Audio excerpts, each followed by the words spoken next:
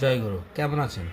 আশা করি অনেক ভালো। আমার এই তন্ত্রমন্ত্র বান চ্যানেলে যদি নতুন হয়ে থাকেন অবশ্যই সাবস্ক্রাইব করবেন, পাশে থাকা বেল আইকনটি প্রেস করে নতুন নতুন ভিডিও সবার আগে পাওয়ার জন্য আমার সাথে থাকবেন।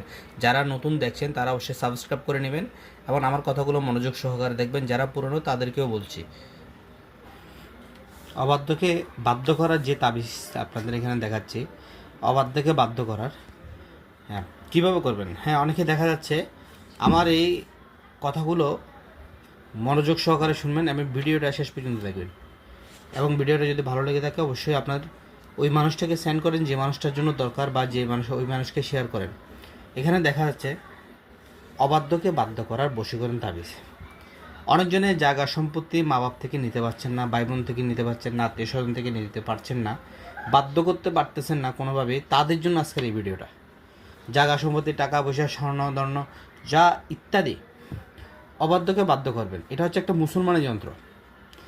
এই মুসলমানি যন্ত্রটা কিভাবে করবেন, এখানে লেখা আছে, কোনো মানুষ নিজের কাছে আনিতে চাইলে ওই 4 তাবিজ চালতিয়া নামে সহকারে জ্বালাইতে হবে এবং দূর থেকে আনিতে চাইলে জলে বাসায় দিতে হবে। কি কি লাগবে, কোন নিয়মে করবেন, ঠিক আছে?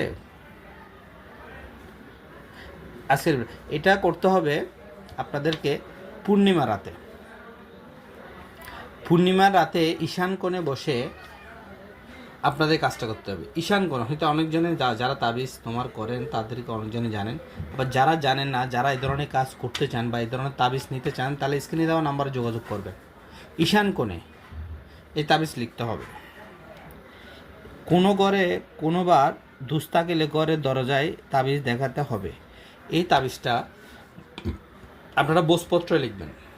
এই তাবিজগুলো বোসপত্রে লিখে যে ব্যক্তিকে বাধ্য করিবেন ওই ব্যক্তির ঘরের দরজা একটা রেখে দিয়ে আসবেন এবং বাড়ির মধ্যে একটা এটা রাখবেন যে করবে তার বাড়ির মধ্যে, এবং এই দুইটা রাখবেন যে আপনার বাড়ির আশেপাশে আছে, যাকে আপনি যে সম্পর্ক আপনার হয় ওনার বাড়ির আশেপাশে রেখে দিয়ে আসবেন বা ওনার ঘরের মধ্যে রেখে দিয়ে আসবেন।